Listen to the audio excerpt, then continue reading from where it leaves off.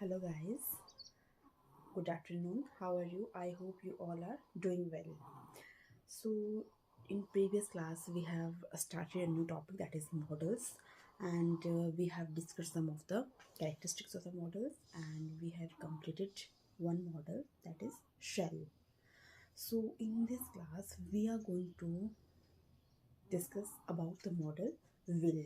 ठीक है, तो उसके भी कुछ रूल्स हैं जो मैं आपको अच्छे से अभी क्लियर करूँगी. तो सबसे पहला जो रूल होता है कि आपकी जो सेकंड और जो थर्ड पर्सन के सब्जेक्ट्स हैं उनके साथ जब विल लगता है तो वो सिंपल फ्यूचर टेंस को रिप्रेजेंट करता है. क्लियर? जैसे for example he will get good marks. ठीक है, तो सिंपल फ्यूचर टेंस को बता रहा है. या फिर they will play a match in the evening, तो ये भी क्या है, आपका सिंपल फ्यूचर टेंस को रिप्रेजेंट कर रहा है. क्लियर?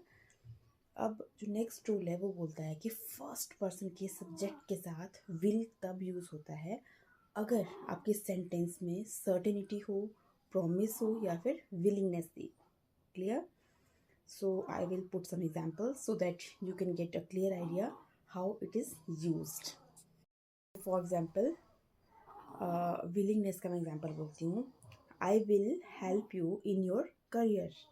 तो यहाँ पे I के साथ क्या यूज़ हो रहा है, will, और ये willingness को रिप्रेजेंट कर रहा है. Certainty है, I will see the red fort in next Sunday. Clear? तो ये आपको क्या कर रहा है, ये आपके सर्टेनिटी को रिप्रेजेंट कर रहा है. और नेक्स्ट है आपका प्रॉमिस. जैसे प्रॉमिस के लिए मैं we will give him a warm reception. Clear? तो इस तरह से आपका जो विल है वो आपके फर्स्ट पर्सन के साथ भी यूज़ होगा अगर वहाँ पे क्या होगा, विलिंगनेस है या फिर सर्टिनिटी है या फिर प्रॉमिस है. क्लियर? नेक्स्ट रूल बोलता है कि विल का यूज़ फर्स्ट पर्सन के सब्जेक्ट के साथ तब भी होता है अगर हमने डिटर्मिनेशन या फिर थ्रेट को रिप्रेजेंट करना है. ठीक है, जहाँ पे डिटर्मिनेशन दिया हो या थ्रेट मतलब धमकी दी हो, निश्चय हो या फिर धमकी हो, वहाँ पे भी आपका जो फर्स्ट पर्सन का सब्जेक्ट है वहाँ पे विल का यूज़ होता है. क्लियर? जैसे फॉर एग्जांपल अगर मैं बात करूँ आपके थ्रेट की, I will teach him a lesson, that is threat. अगर मैं डिटर्मिनेशन की बात करूँ तो डिटर्मिनेशन का एग्जाम्पल है, जैसे डिटर्मिनेशन का एग्जाम्पल है, I will find the truth at any cost, that is determination. Other uses of will भी हैं. ठीक है, जैसे आपका पोलाइट इनविटेशन हो गया, पोलाइट रिक्वेस्ट हो गया. ठीक है, एजम्पशन हो गया, प्रिडिक्शन हो गया, और भी कई ऐसे मतलब यूजेस हैं विल के. जैसे फॉर एग्जांपल पोलाइट इनविटेशन में will you have a cup of T with me, that is polite invitation. अब पोलाइट रिक्वेस्ट में भी यूज़ होता है विल का, जैसे विल यू कीप मम. ठीक है, कैपेसिटी में भी यूज़ करते हैं. ठीक है, कैपेसिटी में आ गया जैसे this bucket will hold the whole quantity of milk. Clear?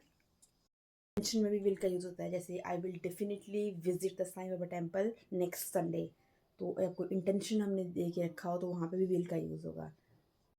Commitment में भी विल का यूज़ होता है, आई will definitely be with you, or I will definitely take your side, or I will definitely help you at any cost, that is commitment. तो इन चीज़ों में भी will का यूज़ होता है. तो these are the other uses of will. जैसे for example बता दिया मैंने, पोलाइट रिक्वेस्ट है, पोलाइट इन्विटेशन है, आपका एजम्पशन है, प्रिडिक्शन है, कैपेसिटी है.